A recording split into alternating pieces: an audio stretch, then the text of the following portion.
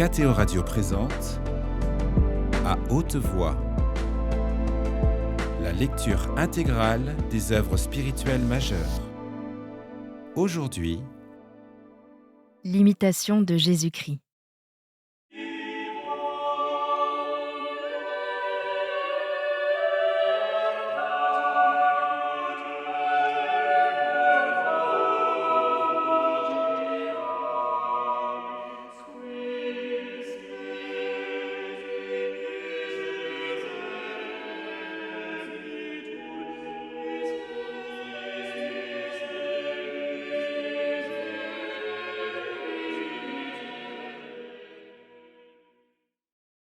Chapitre 5. De l'excellence du sacrement de l'autel et de la dignité du sacerdoce. Quand vous auriez la pureté des anges et la sainteté de Jean-Baptiste, vous ne seriez pas digne de recevoir ni même de toucher ce sacrement. Car ce ne sont pas les mérites de l'homme qui lui donnent le droit de consacrer et de toucher le corps de Jésus-Christ et de se nourrir du pain des anges. Ô mystère ineffable, ô sublime dignité des prêtres, auquel est donné ce qui n'a point été accordé aux anges. Car les prêtres, validement ordonnés dans l'Église, ont seuls le pouvoir de célébrer et de consacrer le corps de Jésus-Christ. Le prêtre est le ministre de Dieu. Il use de la parole de Dieu selon le commandement et l'institution de Dieu, mais Dieu a la volonté de qui tout est soumis, à qui tout obéit. Lorsqu'il commande, est le principal auteur du miracle qui s'accomplit sur l'autel, et c'est lui qui l'opère invisiblement. Vous devez donc, dans cet auguste sacrement, croire plus à la toute-puissance de Dieu qu'à vos propres sens et à ce qui paraît aux yeux. Et vous ne sauriez dès lors approcher de l'autel avec assez de respect et de crainte. Pensez à ce que vous êtes et considérez quel est celui dont vous avez fait le ministre par l'imposition des mains de l'évêque.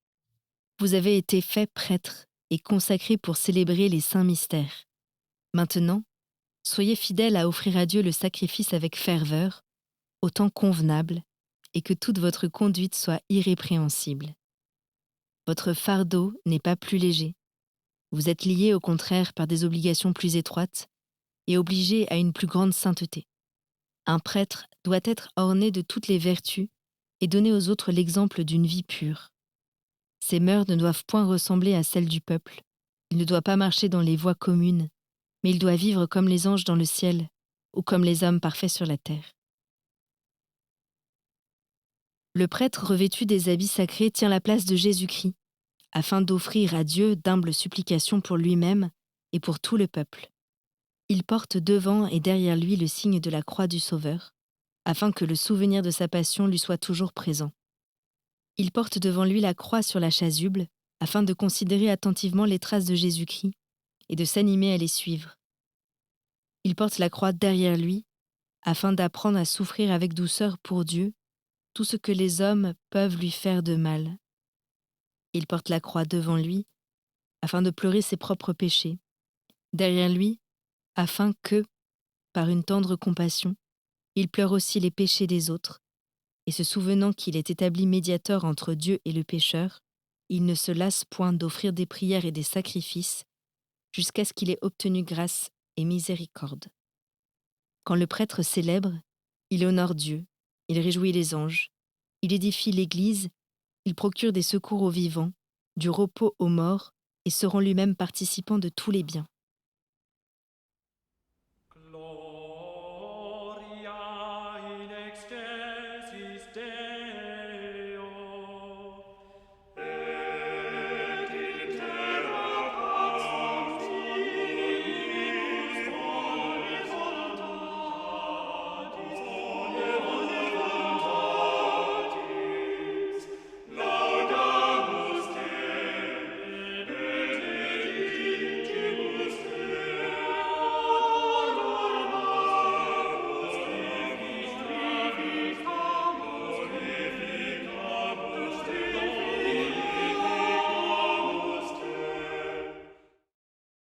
Chapitre 6.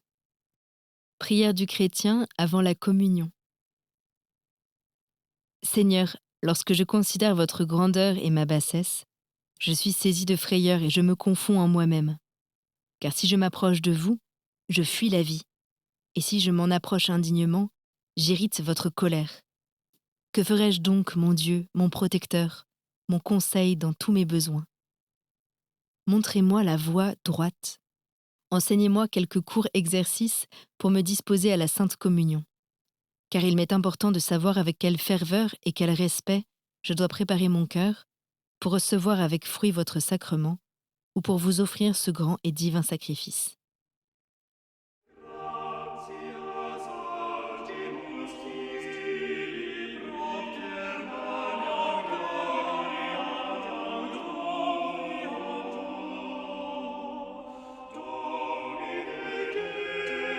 Domine Deus, ex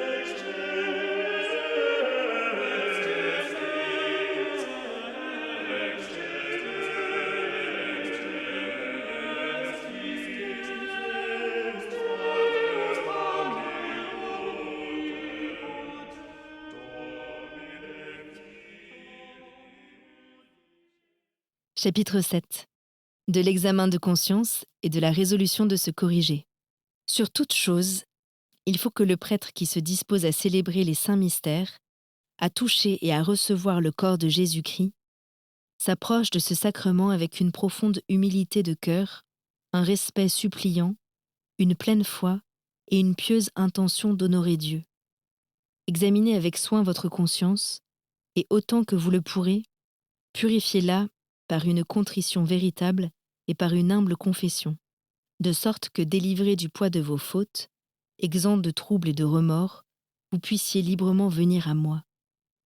Ayez une vive douleur de tous vos péchés en général. Déplorez en particulier ceux que vous commettez chaque jour. Et si le temps vous le permet, confessez à Dieu, dans le secret du cœur, toutes les misères qui sont le fruit de vos passions. Affligez-vous et gémissez d'être encore sous l'empire de la chair et du monde. Si peu occupés de mourir à vos inclinations, si agités par les mouvements de la concupiscence, si exacts à veiller sur vos sens, si souvent séduits par de vains fantômes, si enclins à vous répandre au dehors, si négligents à rentrer en vous-même, si portés au rire et à la dissipation, si durs quand vous devriez verser des larmes de componction, si prompts à vous livrer au relâchement et à la mollesse, si lents à embrasser une vie austère et fervente, si curieux de nouvelles et de ce qui attire les regards par sa beauté, si plein de répugnance pour ce qui abaisse et humilie, si avide de beaucoup savoir, si avare pour donner, si ardent à retenir, si inconsidéré dans vos discours, si impuissant à vous taire, si déréglé dans vos mœurs, si indiscret dans vos actions, si intempérant dans le manger et le boire, si sourd à la parole de Dieu, si convoiteux de repos, si ennemi du travail, si éveillé pour des récits frivoles, si appesanti par le sommeil durant les veilles saintes, si pressé d'en voir la fin, si peu attentif en y assistant, si dissipé en récitant l'office divin, si tiède en célébrant, si aride dans la communion, si aisément distrait, si rarement bien recueilli, sitôt ému de colère, si prompt à blesser les autres, si enclin à juger le mal, si sévère à le reprendre, si enivré de joie dans la prospérité, si abattu dans l'adversité, si fécond en bonnes résolutions et si stérile en bonnes œuvres. Après avoir confessé et déploré avec une grande douleur et un vif sentiment de votre faiblesse et défauts et tous les autres qui peuvent être en vous, formez un ferme propos de vous corriger et d'avancer dans la vertu.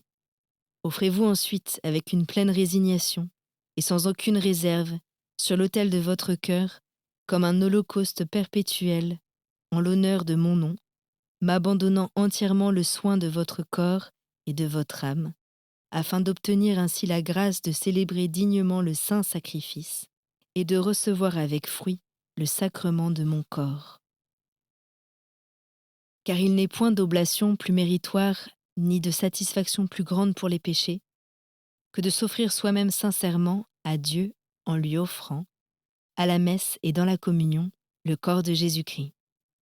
Si l'homme fait ce qui est en lui, et s'il a un vrai repentir, toutes les fois qu'il s'approche de moi pour demander grâce et miséricorde, j'en jure par moi-même, dit le Seigneur, Je ne me souviendrai plus de ses péchés, et ils lui seront tous pardonnés, car je ne veux point la mort du pécheur, mais qu'il se convertisse et qu'il vive. Domine Deus, agnus Dei, Filius Patris,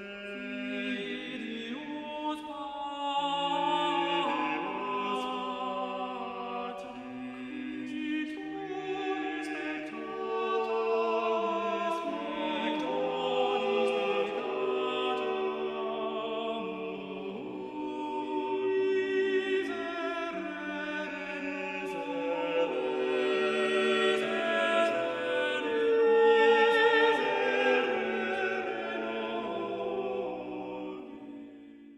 Chapitre 8. De l'oblation de Jésus-Christ sur la croix et de la résignation de soi-même.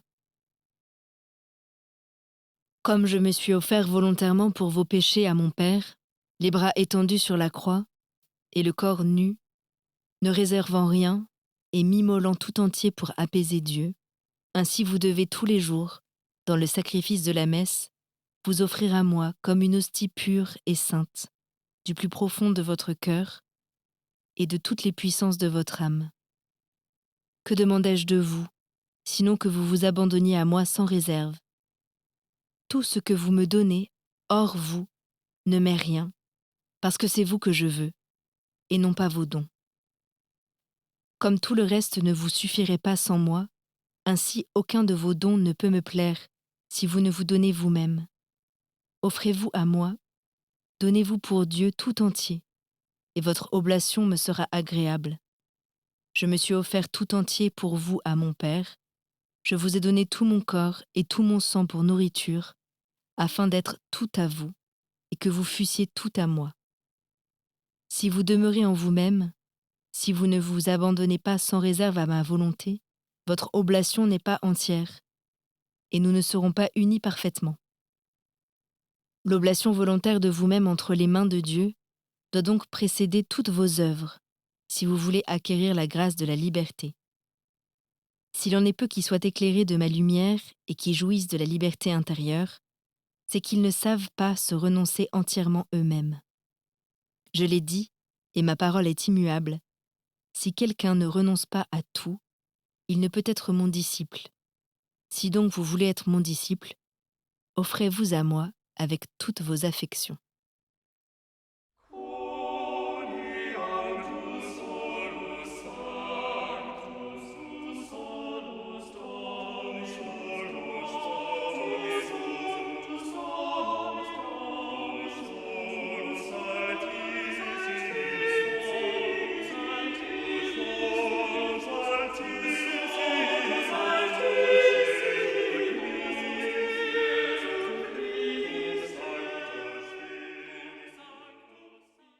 Chapitre 9.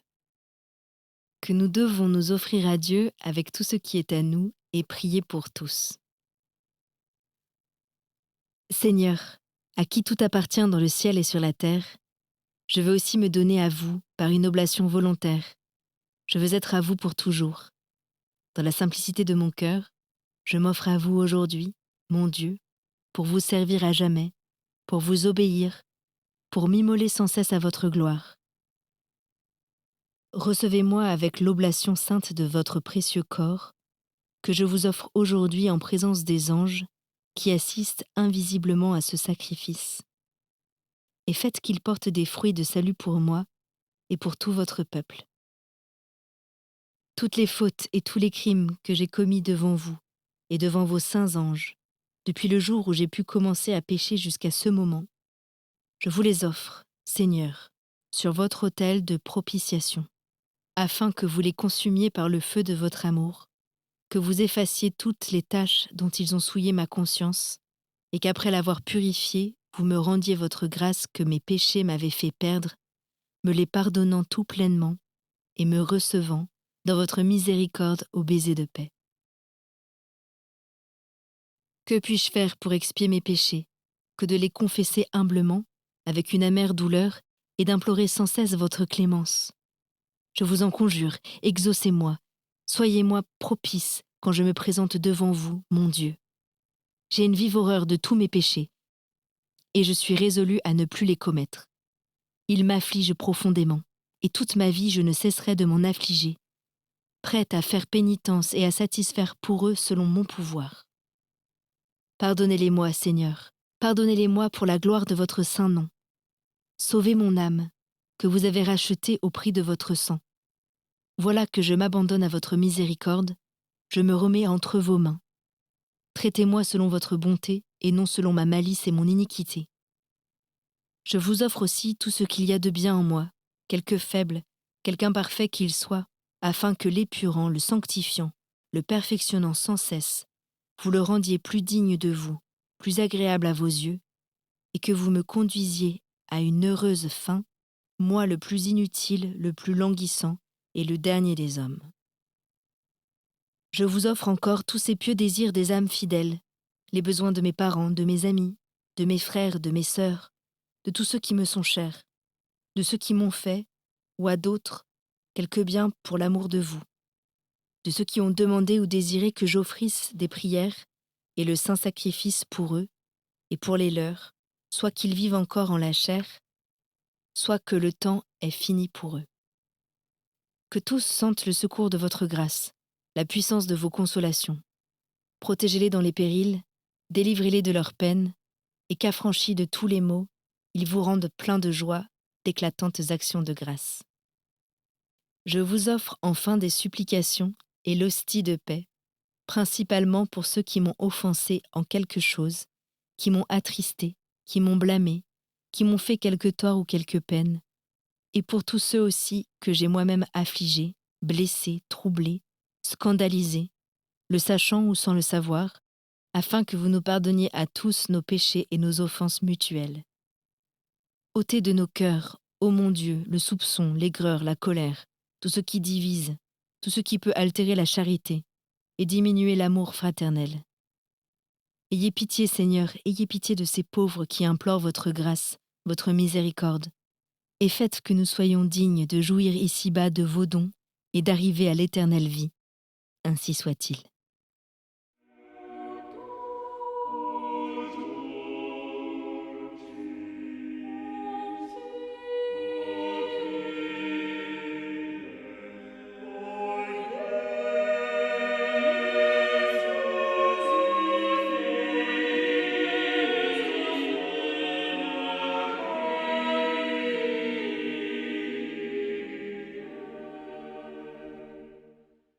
Chapitre 10.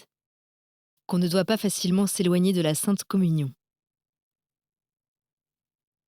Il faut recourir souvent à la source de la grâce et de la divine miséricorde, à la source de toute bonté et de toute pureté, afin que vous puissiez être guéris de vos passions et de vos vices, et que plus fort, plus vigilant, vous ne soyez ni vaincus par les attaques du démon, ni surpris par ses artifices. L'ennemi des hommes, sachant quel est le fruit de la Sainte Communion, et combien est grand le remède qui trouve les âmes pieuses et fidèles, s'efforce en toute occasion et par tous les moyens de les en éloigner autant qu'il peut. Aussi, est-ce au moment où il s'y dispose que quelques-uns éprouvent les plus vives attaques de Satan. Cet esprit de malice, comme il est écrit au livre de Job, vient parmi les enfants de Dieu pour les troubler par les ruses ordinaires de sa haine, cherchant à leur inspirer des craintes excessives et de pénibles perplexités, pour affaiblir leur amour, ébranler leur foi, afin qu'ils renoncent à communier et qu'ils ne communiquent qu'avec tiédeur. Mais il ne faut pas s'inquiéter de ces artifices et de ces suggestions, quelque honteuses, quelque horribles qu'elles soient, mais les rejeter toutes sur lui. Il faut se rire avec mépris de cet esprit misérable et n'abandonner jamais la sainte communion à cause de ses attaques et des mouvements qu'il excite en nous. Souvent aussi, l'on s'en éloigne par un désir trop vif de la ferveur sensible et parce qu'on a conçu de l'inquiétude sur sa confession. Agissez selon les conseils des personnes prudentes et bannissez de votre cœur l'anxiété et les scrupules, parce qu'ils détruisent la piété et sont un obstacle à la grâce de Dieu. Ne vous privez point de la Sainte Communion. Dès que vous éprouvez quelque trouble ou une légère peine de conscience, mais confessez-vous au plus tôt et pardonnez sincèrement aux autres les offenses que vous avez reçues d'eux. que si vous avez vous-même offensé quelqu'un, demandez-lui humblement pardon, et Dieu aussi vous pardonnera. Que sert de tarder à se confesser et de différer la sainte communion? Purifiez-vous promptement, hâtez-vous de rejeter le venin et de recourir au remède. Vous vous en trouverez mieux que de différer longtemps. Si vous différez aujourd'hui pour une raison, peut-être s'en présentera-t-il demain une plus forte, et vous pourriez ainsi être sans cesse détourné de la communion et sans cesse vous y sentir moins disposé. Ne perdez pas un moment, secouez votre langueur, déchargez-vous de ce qui vous pèse, car à quoi revient-il de vivre toujours dans l'anxiété, toujours dans le trouble, et d'être éloigné chaque jour par de nouveaux obstacles de la table sainte? Rien au contraire ne nuit davantage que de s'abstenir longtemps de communier, car d'ordinaire, l'âme tombe par là dans un profond assoupissement. Ô douleur! Il se rencontre des chrétiens si tièdes et si lâches qu'ils saisissent avec joie tous les prétextes pour différer à se confesser, et dès lors aussi à communier, afin de n'être pas obligés de veiller avec plus de soin sur eux-mêmes. Hélas, qu'ils ont peu de pitié, peu d'amour, ceux qui se privent si aisément de la sainte communion. Qu'il est heureux au contraire, et agréable à Dieu, celui qui vit de telle sorte et qui conserve sa conscience si pure, qu'il serait préparé à communier tous les jours, et communierait en effet, s'il lui était permis, et qu'il pût le faire sans singularité. Si quelqu'un s'en abstient quelquefois par humilité, ou par une cause légitime, on doit louer son respect. Mais si sa ferveur s'est refroidie, il doit se ranimer et faire tout ce qu'il peut, et Dieu secondera ses désirs à cause de la droiture de sa volonté qu'il considère principalement. Que si des motifs légitimes l'empêchent d'approcher de la sainte table, il conservera toujours l'intention et le saint désir de communier, et ainsi il ne sera pas entièrement privé du fruit du sacrement. Quoique tout fidèle doive, à certains jours et au temps fixés, recevoir avec un tendre respect le corps du Sauveur dans son sacrement, et rechercher en cela plutôt la gloire de Dieu que sa propre consolation, cependant il peut aussi communier en esprit tous les jours, à toute heure, avec beaucoup de fruits. Car il communie de cette manière et se nourrit invisiblement de Jésus-Christ toutes les fois qu'il médite avec piété les mystères de son incarnation et de sa passion, et qu'il s'enflamme de son amour. Celui qui ne se prépare à la communion qu'aux approches des fêtes, et quand la coutume l'y oblige, sera souvent mal préparé. Heureux celui qui s'offre au Seigneur en holocauste toutes les fois qu'il célèbre le sacrifice ou qu'il communie. Ne soyez en célébrant les saints mystères ni trop lent ni trop prompt, mais conformez-vous à l'usage ordinaire et régulier de ceux avec qui vous vivez. Il ne faut point fatiguer les autres ni leur causer d'ennui, mais suivre l'ordre commun établi par vos pères et consulter plutôt l'utilité de tous que votre attrait et votre piété particulière.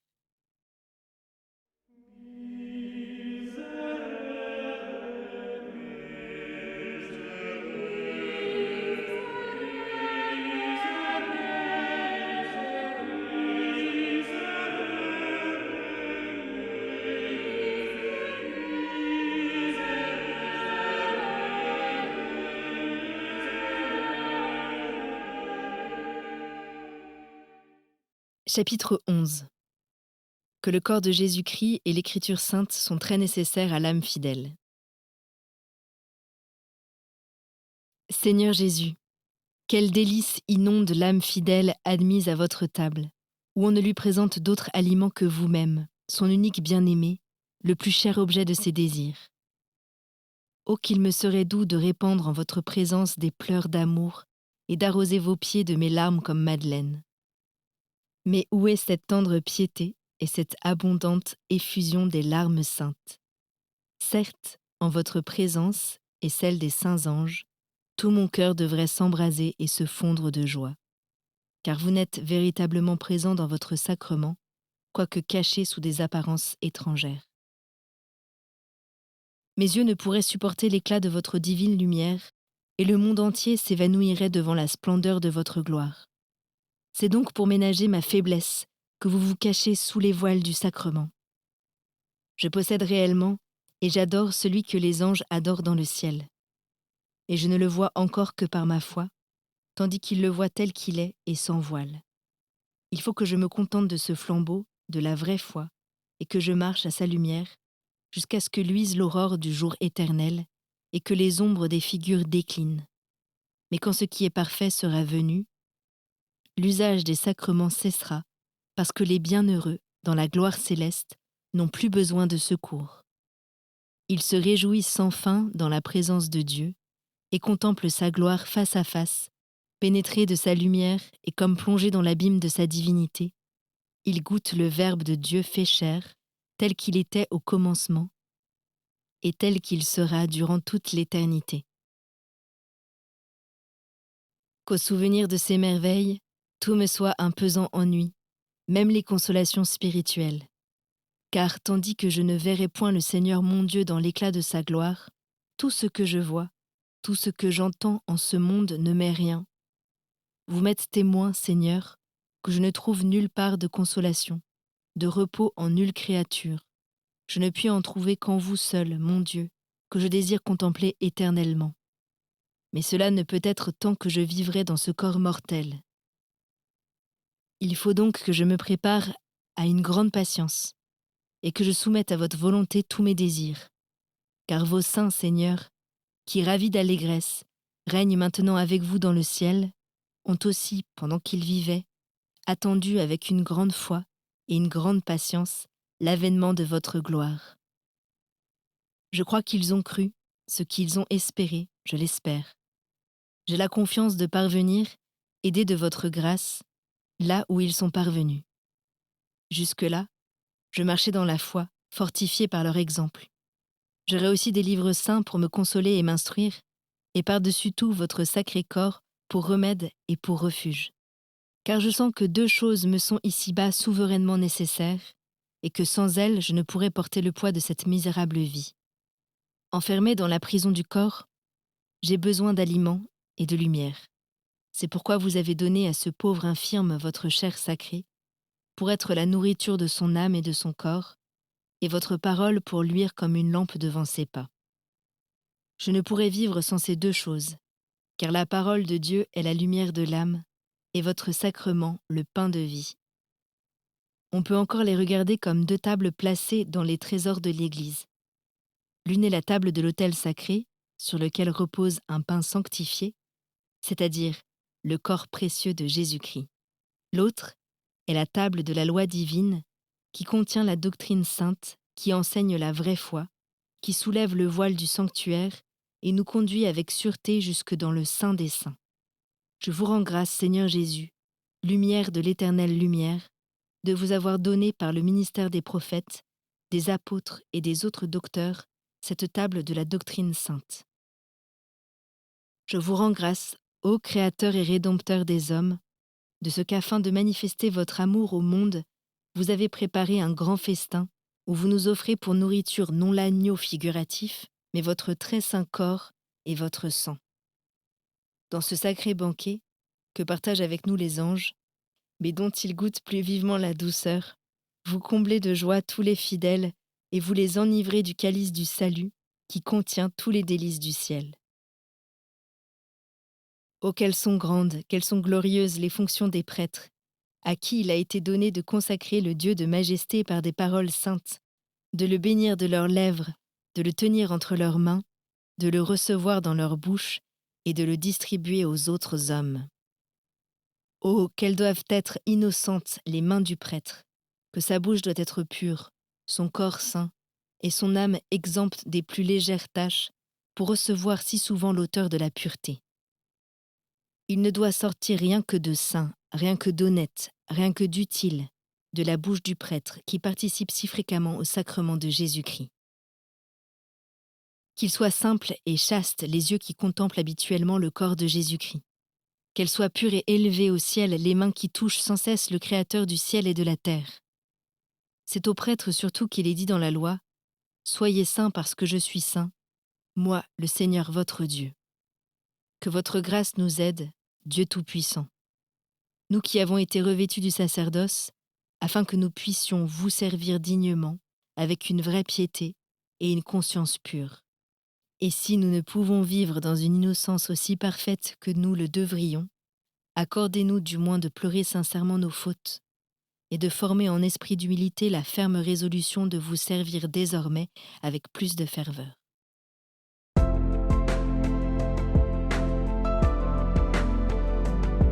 C'était À haute voix, une émission de KTO Radio.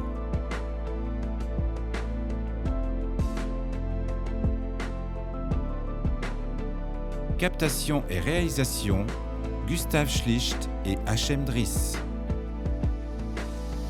Une émission disponible en podcast sur ktoradio.com ou sur l'application KTO Radio.